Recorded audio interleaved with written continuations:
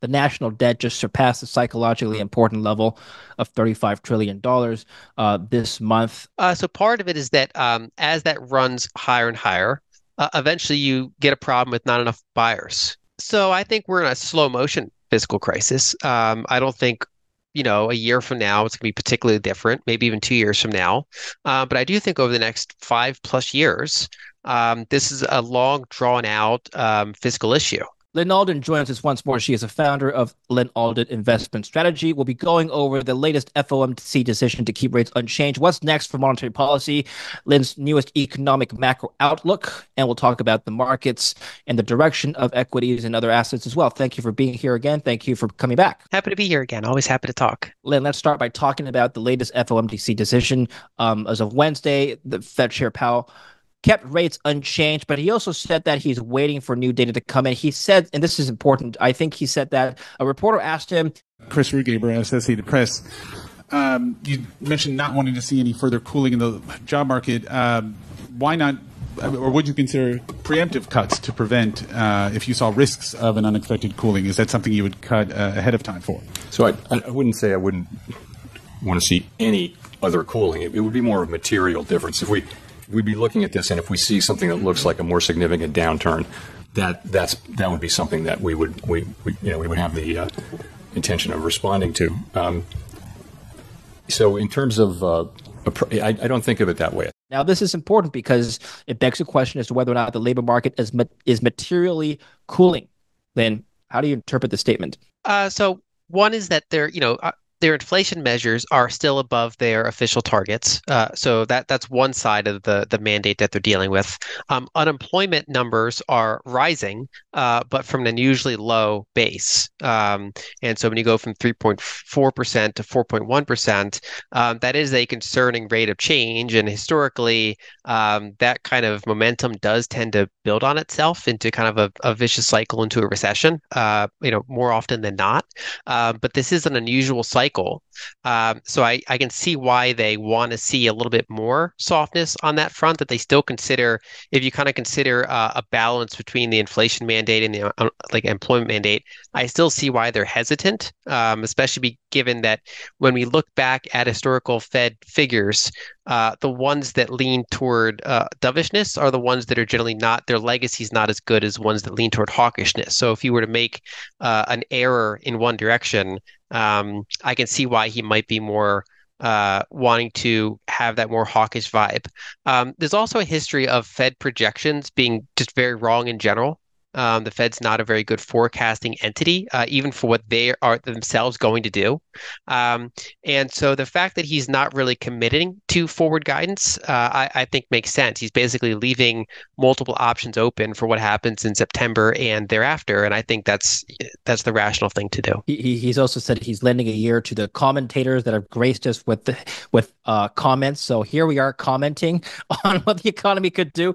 But okay, now the CME Fed Watch tool after the meeting is still projecting a very high chance of a cut by September. The question is, why did he sound so, I would say, hesitant to commit to a Fed cut, even though a lot of reporters pushed him on this? A September Fed cut isn't going to happen. He said, we're going to look at the data. Nothing's changed. But the markets haven't changed their outlook. So why the hesitancy now, Lyn? I think that so the economy started hitting a soft patch. I mean, there's one thing about this cycle is that there are parts of the economy that are on very different cycles. So, for example, manufacturing has been in a recession for basically over a year and a half. Obviously, commercial real estate's in effectively depression, especially in office properties. But the service sector's been good. The travel sector's been good. There's a lot of areas that are still doing fine, and the labor market has been strong. Now, in kind of prior months, some of those stronger areas started to lag a little bit. Consumer spending numbers have, been a little bit on the weaker side.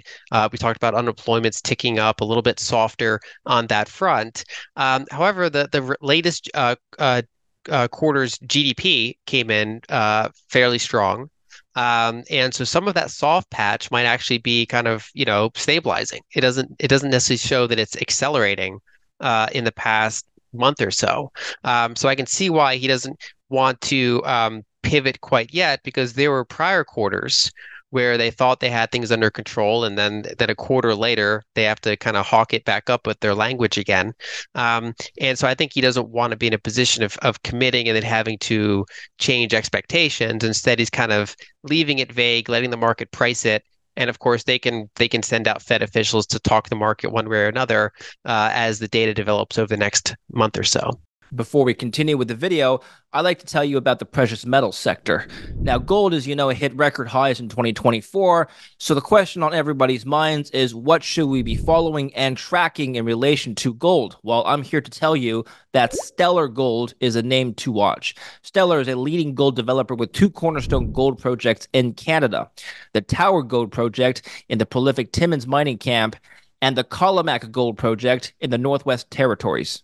The company has a massive global mineral resource estimate, one of the largest in Canada for a gold developer. Its young and ambitious management team, with a track record of success, is aggressively advancing its projects and is determined to unlock significant value. If you're looking for a team who is as enthusiastic about gold's future as you are, then check out stlrgold.com/David Lyn in the link down below, or scan the QR code here, where David Lyn viewers can sign up for their macro gold newsletter to get inside knowledge and updates for free. I want to come back to the economy and talk about that in more detail, but you told me offline that suppose a Fed cut does come, it may not have significant impacts on the markets or economic growth. Am I paraphrasing right? Can you elaborate on that? That's my view. So in this cycle, the economy has been more resilient than many expected to rate hikes. And part of that is because I would argue that we are in fiscal dominance, which is to say that fiscal deficits annually are bigger than the amount of new bank loans per year, or even the amount of bank loans and corporate bond issuance on net in a year. And so interest rates really serve two main purposes. One, they make your currency more attractive to foreign holders, or they prevent domestic entities from fleeing to other currencies, like you might see in Japan, for example. So one is they help stabilize your exchange rate, and two, they can affect how much lending happens in the economy.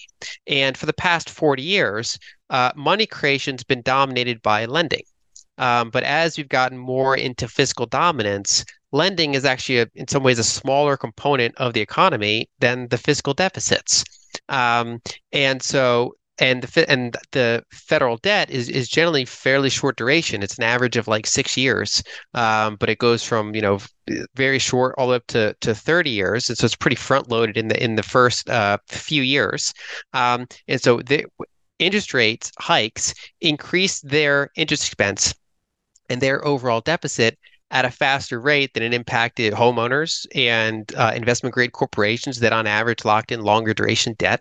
And the key emphasis I've been putting on is that if we cut rates a little bit, but we don't get a lower low, there's not that many mortgages that would want to refinance at those mildly lower rates, because there's not been much mortgage volume originations at these higher rates anyway. There was a big refinancing wave back when they were very low. And so if we get like a higher low in interest rates for corporations, for mortgages, that only has a moderate effect on kind of stimulating parts of the economy.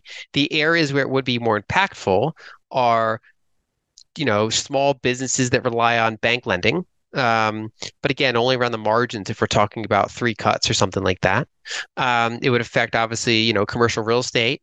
I think it would impact emerging markets, because if you soften the dollar a little bit, those countries with dollar-denominated debt have a little bit more breathing room. So it's not that it's not impactful, but I think a higher low in interest rates, kind of like how we had a higher high in interest rates this time, would give us just overall less stimulation on the economy than most people think. So ultimately, do you think the Fed will cut by September? So I don't disagree with current market pricing. I think there's a pretty high chance that they will, but I'm not super high conviction on it, because if we get a month or two of things that are not as soft as they were a couple months ago, then I can also see them pushing it off. I think my main view is that whether we get a 25 basis point cut in September is not really going to affect any of my key investment decisions. So I think then the assumption is that the stock markets are pricing in lower inflation, and I guess a lower chance of significant deterioration in the labor market by September in the next 2 months. Is that fair to say? I think they expect to see the trend continuing, but from still a fairly strong base. Because if you expect to see substantial labor weakness, then you probably would expect faster rate cuts than just, a 25 basis point cut here, another 25 basis point cut here. Markets tend toward being moderate in the sense that they don't want to price in rapid outcomes. Historically, when the Fed cuts, they tend to get pretty aggressive pretty quickly because they're usually cutting in response to fairly bad economic data. Now, in this case, they're cutting from a very high level in response to an inflation spike, which is different than most of the past 40 years. So it's more possible that they could have mild cuts that would still be somewhat historically unusual, in our investment lifetimes. My overall expectation is that they will probably have a higher low in interest rates in this cycle, whether it starts in September, whether it starts in the next meeting, whether it starts in early 2025. I don't have a very high conviction other than to say that I think there's too much attention placed on those details. Suppose they do cut by September. That would be the first rate cut since 2020. I think the question people have is how that will impact the markets. Do you have a view on that? It depends how surprising that is. I mean, a lot of that will be priced in based on what the market's already looking at. That's not, we're seeing kind of a range-bound dollar index, for example, because the market's kind of pricing in, not super dovishness, but some degree of cuts in the foreseeable future. And so I think basically where that would impact is decently beneficial for certain emerging markets, decently beneficial for some of the more cyclical side of the economy. In my view, less relevant for the very large companies, and not particularly relevant for the majority of the real economy, especially when we're talking about less than a full percentage points of interest rate cuts. The last two times they cut, so back in 2008 and then in 2020, they cut all the way back down to zero. So I think some people are wondering whether or not that's going to happen again, down to zero. So it's possible, but I think that with these size of these structural fiscal deficit that we have now, as well as some of the frictions in, say, global supply chains and kind of competing great power narratives and views around reshoring, I think that inflation on average is more likely to err above 2%.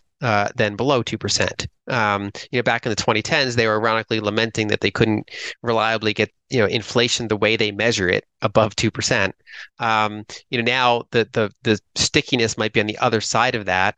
And so I do think we could see a higher low in rates, which means, maybe we go back down to 3% or 2%, but I think it's going to be harder to get back down to 0%, which I think it's many ways a good thing because there should be a cost of capital.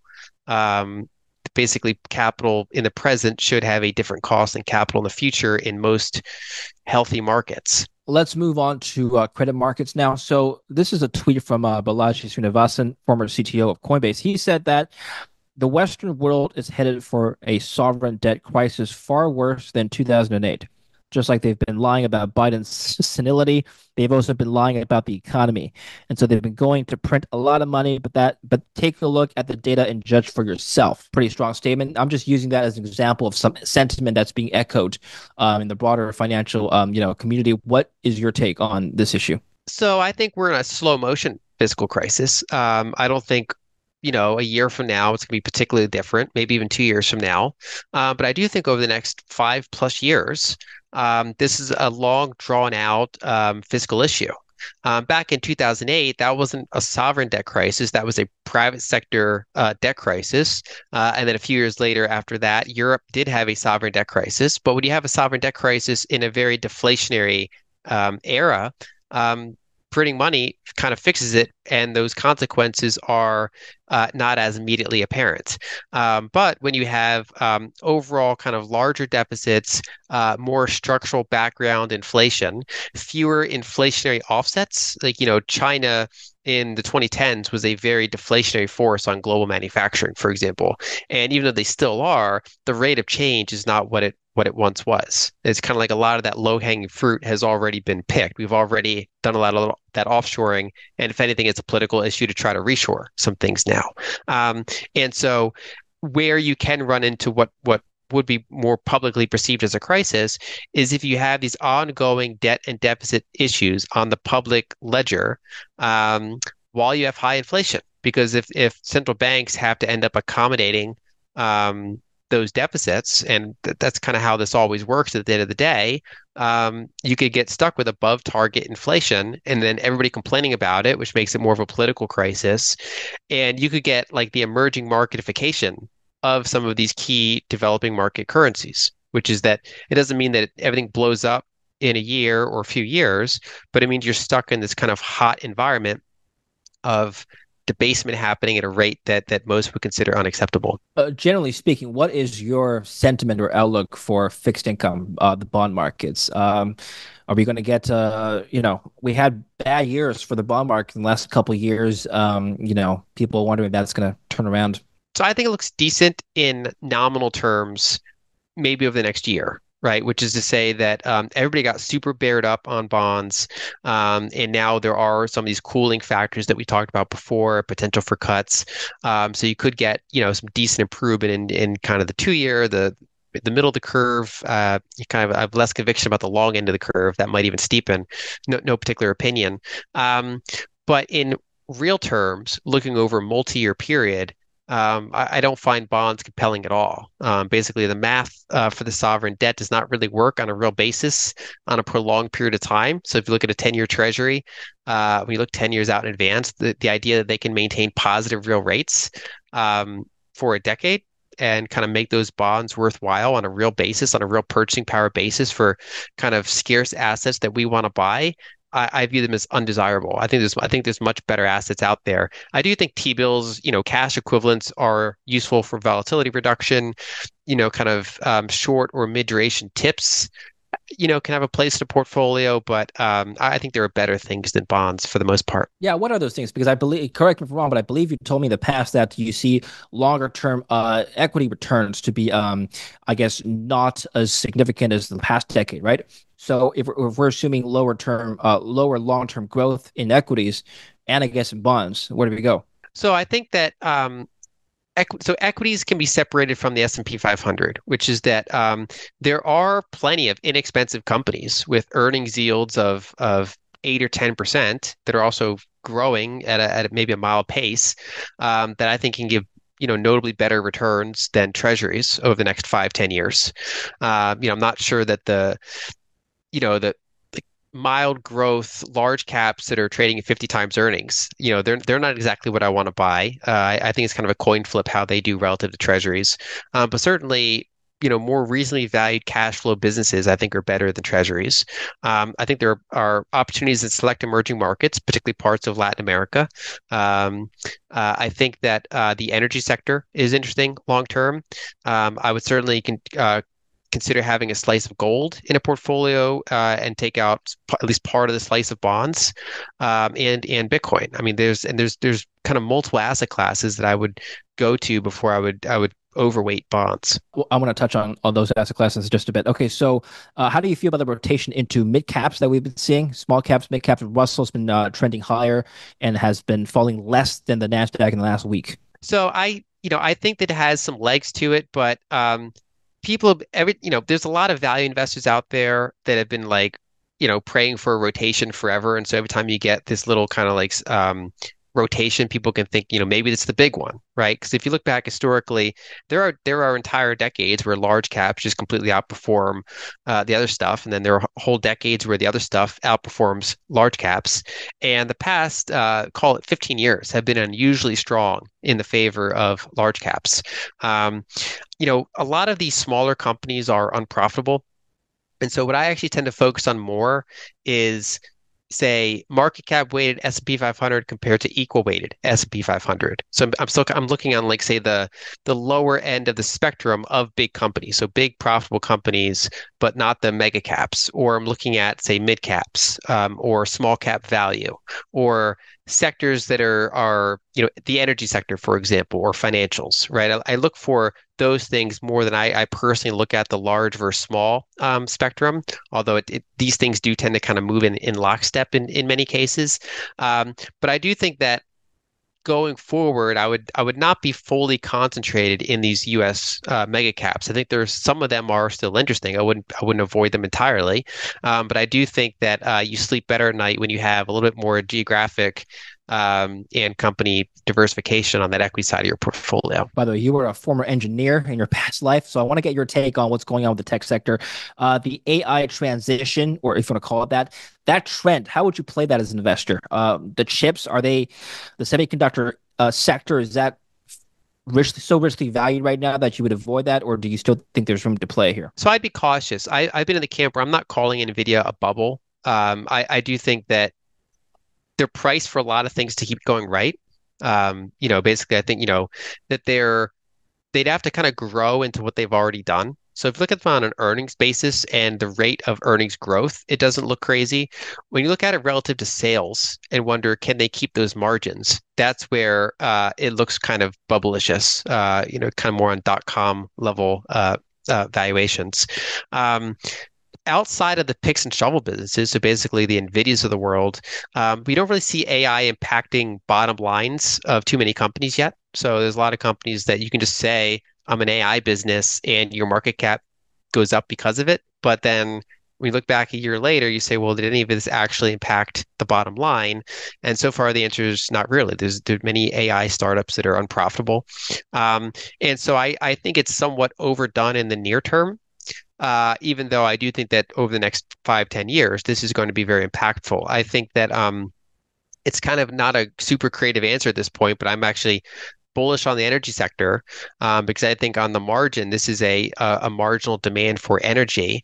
And I already was kind of long-term bullish on the energy sector. And so when there's yet another catalyst on top of it, it just further reinforces an already decent thesis. When you say energy, are you referring to oil specifically, or are you talking about base metals or uranium used for nuclear energy? I've been bullish on oil, gas, and uranium, but I play them differently. So in oil and gas, I do like the producers because they can make money and be profitable and return cash to shareholders even at current prices.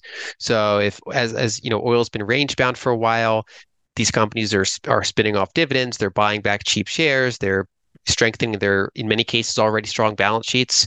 I like companies that transport them. So infrastructure plays, midstream type plays that are relatively inexpensive. I would, some of them are more income focused, and I would definitely consider some of them over treasuries, like we talked about before. Whereas for nuclear, I like to play uranium directly. I've been riding that for a number of years now.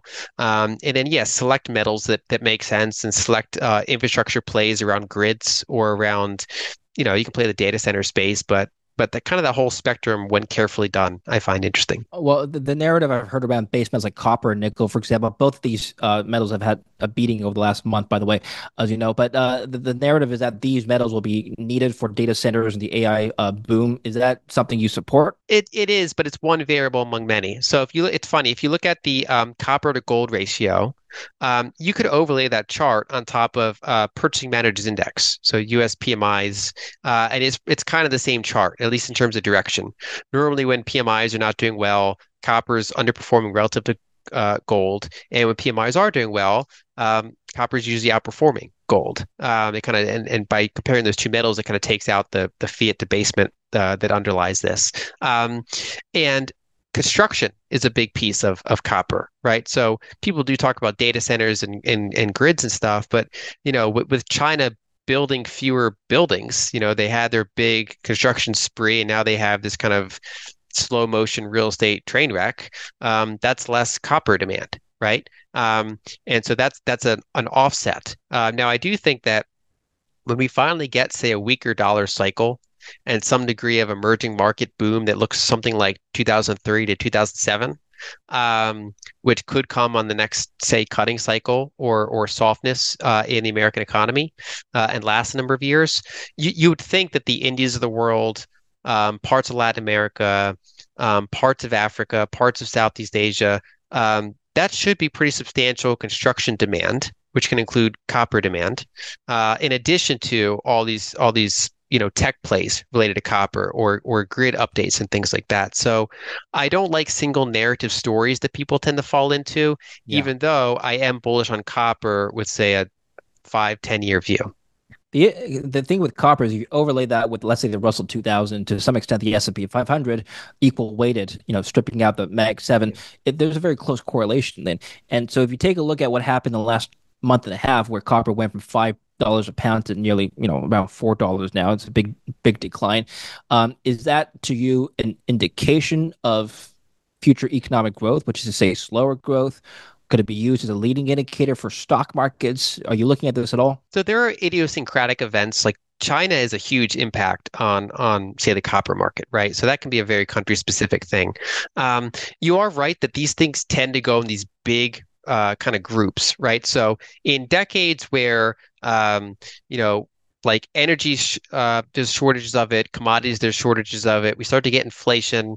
Um, we have a decade where generally value type of entities do very well. All this commodity and energy stuff does very well. It inevitably gets overdone. We do more capex than we need, and then we have some sort of economic slowdown, and then we're left with a structural glut, a supply glut. And then we go through a period where all those inputs are abundant. So it's a more disinflationary decade, which allows for kind of long duration growth assets to do well, the mega caps, you know, that kind of thing, kind of like, and this cycle is repeated a number of times. So we saw it in the Nifty 50 stocks of like the 1960s, for example, right before the inflationary 70s. We saw it in the 90s with the dot-com, and we've seen it in the 2010s and early 2020s with the mega cap tech. When some of this turns, I do think a lot of it turns together. So you get a decade where emerging markets do better than the US. You get higher energy and value type of sectors doing well, gold probably doing well. These things all kind of moving, at least most of them, in lockstep.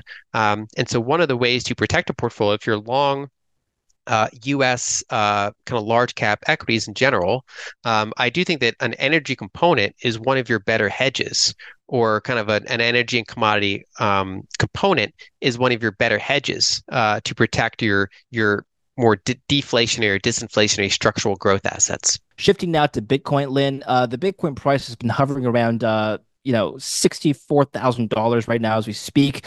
It's down from $70,000 a couple of days, a week and a half ago. Donald Trump's speech about a potential Bitcoin strategic reserve, which he made at the Bitcoin conference over the weekend, that had an immediate price impact on the price on the day, but then the Bitcoin price just fell. I don't know if this has any long-term impact on market fundamentals. What's your take? I think right now, because it's in the narrative phase, it's mostly in the de-risking phase, which is to say that when you look at reasons why large pools of capital might or might not invest in Bitcoin, one of them has always been government regulation, government intervention. If it gets too big, what if they don't like it? Whereas the introduction of the ETFs, BlackRock publicly talking about it, prime dealers of treasuries saying they hold it and talking about it. And now, presidential candidates from Trump to Kennedy talking about wanting a strategic reserve, Senator Lummis talking about a reserve. That is kind of, I would view as political cover, which is to say that instead of getting so big that the US government doesn't like it, it's more like it gets so big that it starts to influence the government, because the government's not a monolith. At least here in the United States and many countries, which is to say that some politicians realize that being on the side of that industry is good for them or good for their constituents.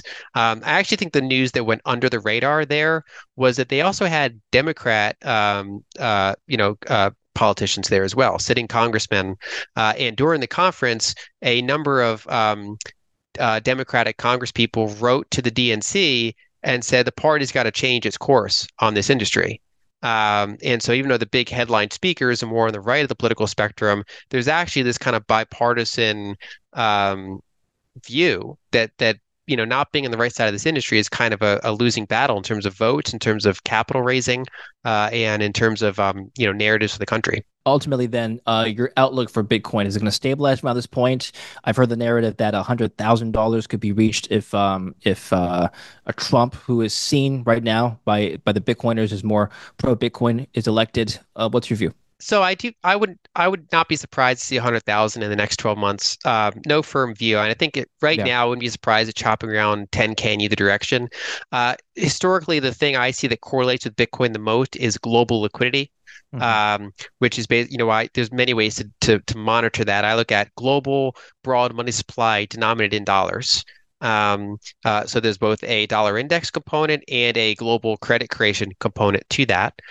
In the past 2 years, that's been pretty stagnant as all the central banks are trying to fight back on the inflation. It's starting to slowly break out to the upside. And so when you look forward 18 months, I would expect that to be higher.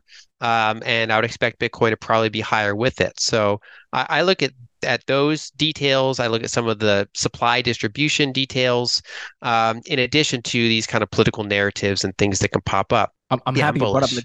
yeah, I'm okay. I'm happy you brought up the liquidity issue. The M2 money supply in the US has troughed last year. Now is slightly ticking up. That's kind of evaded headlines, but we're starting to see this, this creeping upwards of the M2 money supply.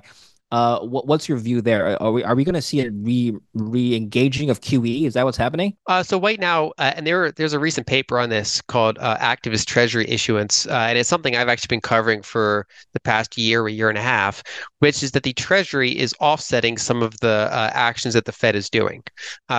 So by shortening by increasing the ratio of T-bills relative to coupon bonds, they've been able to pull money out of reverse repos, right? So there's a lot of money market funds that are basically excess demands for like cash and cash equivalents, and it had nowhere to go. And the Fed did not want that pool of capital to drive T-bill yields below their target rate, and so they allowed the reverse repo facility, so extra money can kind of pour into that rather than pushing T-bill yields too low and kind of impact their hawkishness.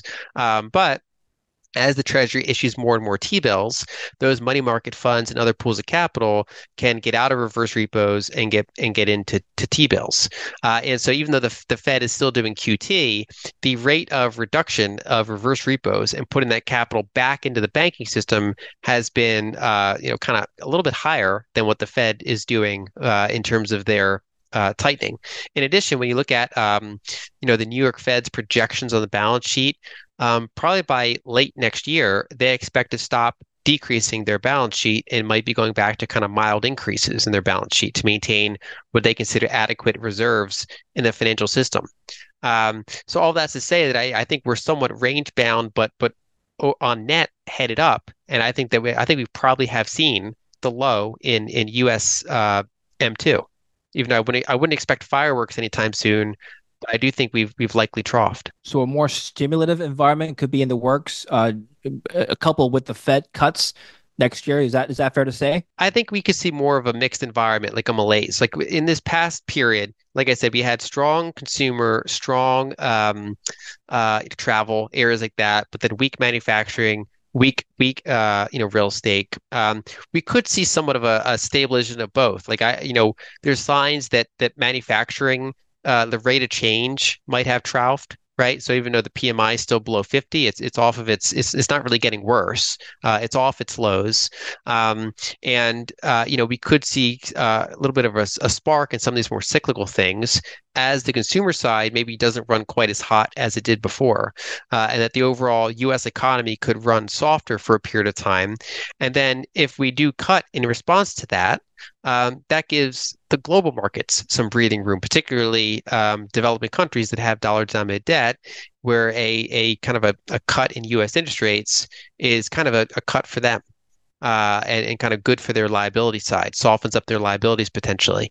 So I think we could see a period where the U.S. doesn't necessarily take the leadership role in global economic growth and instead lets the rest of the world grow and kind of pull us along with it for a period of time. Okay, speaking of the money supply and debt, the national debt just surpassed the psychologically important level of $35 trillion this month. Ultimately, then, why do we care? To what extent will this impact investors or even the economy? So part of it is that as that runs higher and higher, eventually you get a problem with not enough buyers. And you could have a situation where the Fed has to go back and be a buyer, even if inflation's above target, which could happen as early as next year potentially, and you can get into kind of forced monetization, which that if you're in a structurally deflationary environment and you have enough offsets of keeping prices low, that can be palatable. That's kind of what Japan's gone through, and they have a structural current account surplus and all that. But if you enter that environment in a great power competition or from a position of running a structural current account deficit, that could translate into more inflation that the average person sees, the average voter sees, the average investor has to deal with. And so that's kind of the main thing. In addition, the other factor is that it means that interest rates don't have the same effect they had in a lower debt environment. So, for example, when Paul Volcker was trying to deal with inflation, the majority of the money growth was coming from bank lending, and federal debt was 30% debt to GDP. So when he raises interest rates, he slows down the rate of bank lending, and he does blow out the fiscal deficit, but by a smaller amount than he slows down bank lending. Right, so it's on average his interest rate hikes are very cooling on the economy, whereas if you get to 130 debt to GDP on the public ledger, and your deficits are bigger than your net bank loan creation in a given year, then by raising rates, it's more of a mixed bag because you're ironically increasing the deficit, which is somewhat stimulative for the private sector, at a faster rate than you're slowing bank lending. And it's not quite an apples to apples comparison because bank lending it's more cyclical, and the interest expense more goes to the upper echelon of income. So it doesn't have the same velocity as other types of deficit spending, but it does have a non-zero propensity to spend. And so some of those just inflation fighting dynamics become harder when you're that indebted. The rising debt level, is that going to be inflationary? Does that have any impact on the inflation side of things? That's one narrative I've heard. Private sector debt, especially when it starts to roll over, is disinflationary. That's what we saw after the global financial crisis, as we saw Japan go through. However, when you kind of rotate that debt from the private sector onto the public sector, and then you get to a point where interest rate hikes increase the deficit at a bigger rate than they slow down bank lending, that's when you do risk losing control of inflation. And it depends at that point how many offsets you have. If you're a country running, if you're super productive, if you're running a current account surplus, if you're not short on energy, it might not be that inflationary. But if you go into that environment and you're running a current account deficit and there's risks of energy shortages or risks of supply chain disruptions, and you're running 6, 7, 8% of GDP deficits structurally, and the central bank has to buy some of it, regardless of what inflation's doing. Right. So, I mean, for example, the Bank of Japan was buying bonds while they had above target inflation, because they didn't really have a choice. And so when you get into that kind of loop, that can give you a higher background level of inflation than you get in other macro context. What you mentioned earlier that suppose the debt level gets higher and higher, that the risk is that people wouldn't buy the debt anymore. Why would people not buy U.S. debt? Part of it is the sheer amount of it hitting the market. Right. So, and for example, U.S. banks have historically been a big buyer, but then some of them literally went bankrupt because of it. Right. The volatility of it. They have to have certain liquidity characteristics. They have to have things like enough cash and T-bills and things like that as a percentage of their assets. And some of those long duration treasuries are a risk they have to balance around. So eventually you can kind of stuff overweight treasuries in so many different places that there's just not a lot of buyers for them. In addition, the rest of the world buys our treasuries, but they've not been buying at a very rapid pace in recent years, and they can only buy with dollars that they have. So if our they run trade surpluses with us on average, the rest of the world, and they take that and buy our assets with it, including some of our treasuries. But if our treasury issuance is just massive compared to how much dollars we're putting out into the rest of the world, there's only so much foreign dollars that there's available to flow back into our treasury. So you start to get major imbalances. And that's where you kind of get, in 2019, it was the repo rate that broke and they had to go back to increasing their balance sheet. There are little like plumbing issues that break. when you get really big imbalances of how much debt is stuffed into the market. And so they either have to do regulation changes to, for example, let banks hold more treasuries, or which is kind of like shadow QE, or the central bank can come in and buy it, or they can regulate pensions to have to own more treasuries, but then you potentially impact their returns. So there's kind of trade-offs that they start running into when the amount of treasuries is very large compared to, say, the monetary base, or compared to bank balance sheets, or compared to foreign appetite for uh, dollars and treasuries. By the way, who do you know who the primary holders of U.S. federal debt are? I ask this because people have been commenting that the $1.1 trillion of federal interest payments, the highest in history, it's going to be a problem. Well, yeah, I suppose it's already 33% of tax receipts, but a lot of that money could be flowing domestically into U.S. holders of debt, right? So in some ways, it could be stimulative. So I'll let you comment on that. Yeah, it's a mix of both. So, I mean, out of the 35 trillion, so some of it's owned by the government itself, right? So some of it's owned by Social Security. So you take several trillion off of that, and you have the net debt. Then, off the top of my head, something like 8 trillion of it is owned by the foreign sector, which includes both, central banks and private pools of capital, foreign. And then the rest of it's held domestically. Some of those trillions are held by banks. So it's going back into bank profits and coming out in bank dividends and going to bank buybacks and all that, or going into just their overall capital base. Some of it's owned by pensions.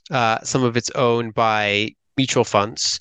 Some of it's owned by a lot of individuals. Anyone who has money market accounts is funding some of those T-bills, for example. People that own ETFs, in their Vanguard account or in their brokerage. That's kind of how it's dispersed.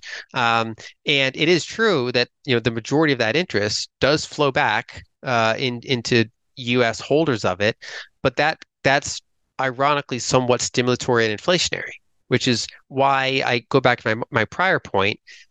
Rate hikes become slightly less effective at dealing with inflation when you have debts and deficits that big, because that's ironically stimulatory. Like, if I have a locked in mortgage, so it's super low, it's not going anywhere, and I have money markets, every time the Fed raises rates, they give me a raise.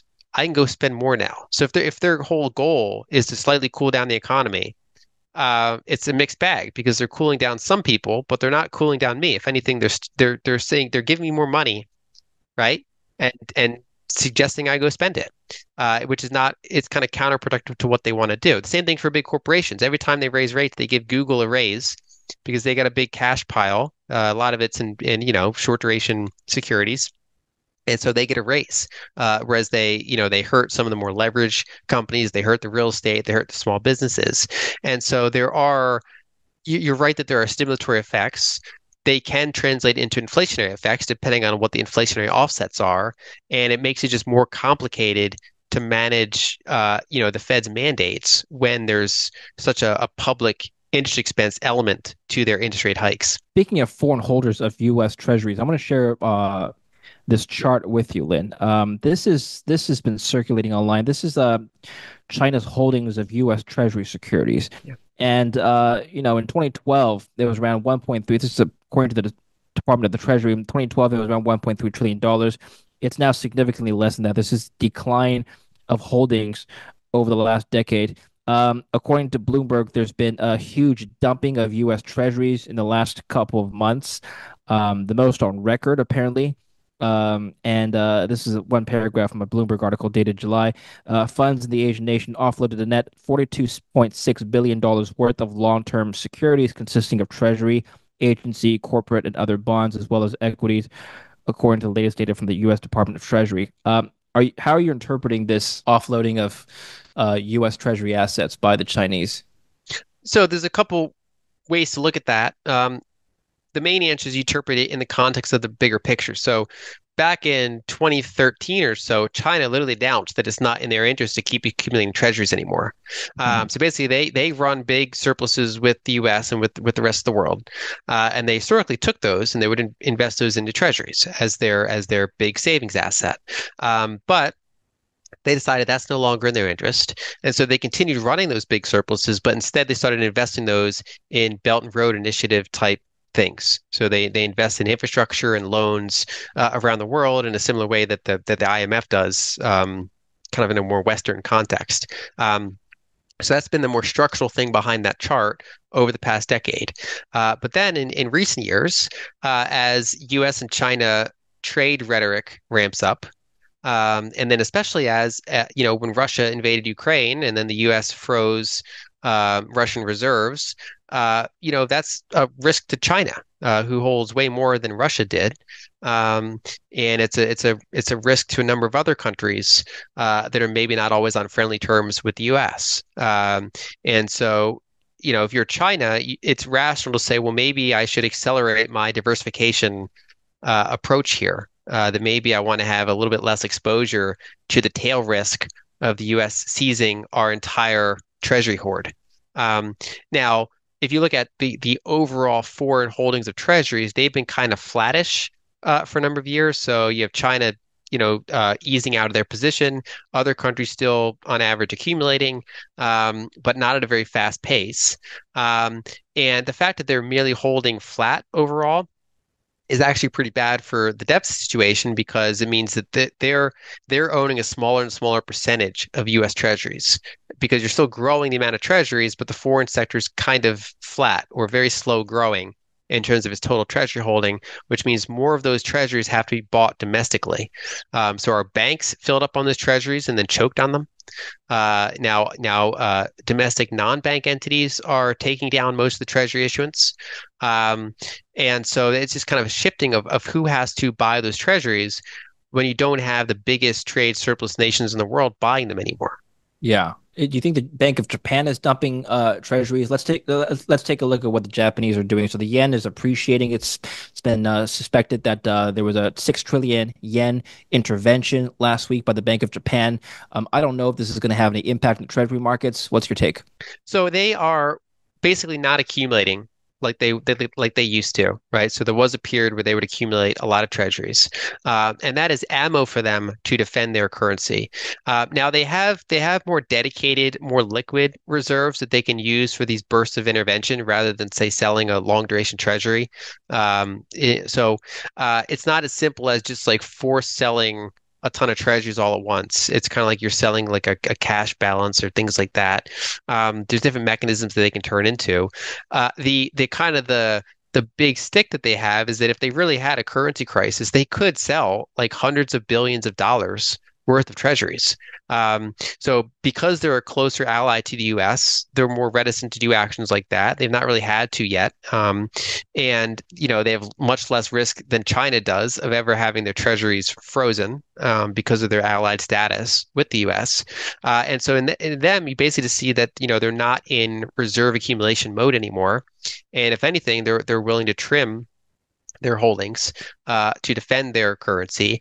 And there's talks about their private sector or their semi-private sector, their big pension funds and things like that, repatriating some of their capital, not just out of treasuries, but also out of U.S. stocks or out of other foreign assets and bringing some of that domestically, which can help prop up their currency because Japan is they're very indebted on the public sector, but that's partially offset by the fact that they're a global creditor nation, meaning that Japan as a country, both government assets and private assets, they own more foreign assets than foreigners own of their assets. So they have a ton of assets around the world, especially the U.S., but also elsewhere, that they can repatriate back into their own country, should they choose to, or should the government kind of do policies to encourage it? Finally, I want to touch on real estate before we close off. So you tweeted just yesterday on the 30th of July, new Case-Shiller home price index data point out today, and it's a new high.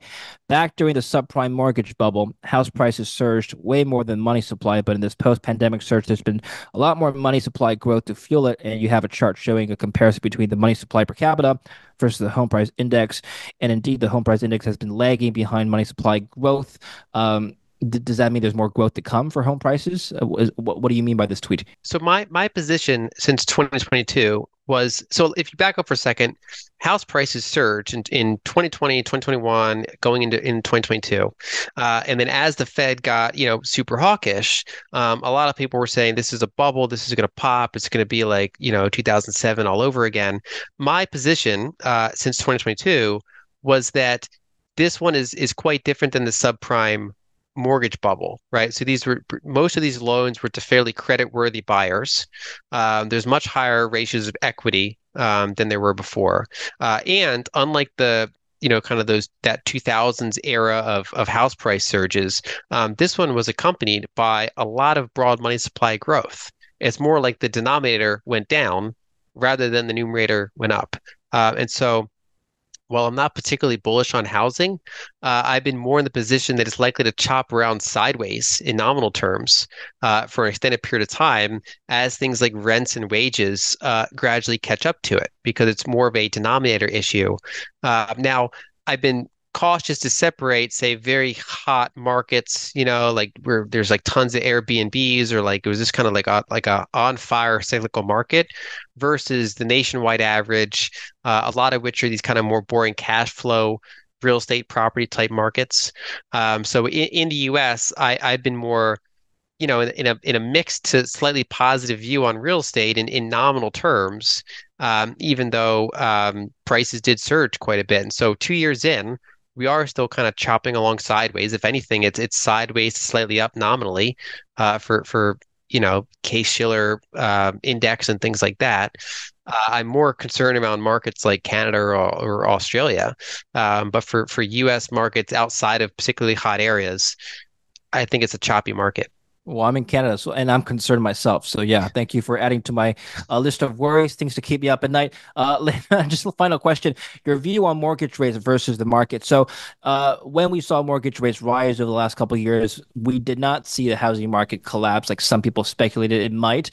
As you pointed out in your chart, the house price home index continued to go up. What's going to happen now that the Fed funds rate may be seeing a top and the mortgage rates maybe following suit by going down, if not just, staying where it is? Do you think it'll have no impact at all on the housing markets like in the last 2 years, or do you think dynamics would change? I think a fairly muted impact because going back to my earlier point, if you get a higher low in mortgage rates, it means there's not a lot of money that just wants to refinance. Some people that are kind of trapped in their homes and would prefer to sell, but you know, the mortgage differential is too much compared to what they have already locked in. If it goes down enough, you might get some of those people selling and moving and kind of easing some prices there.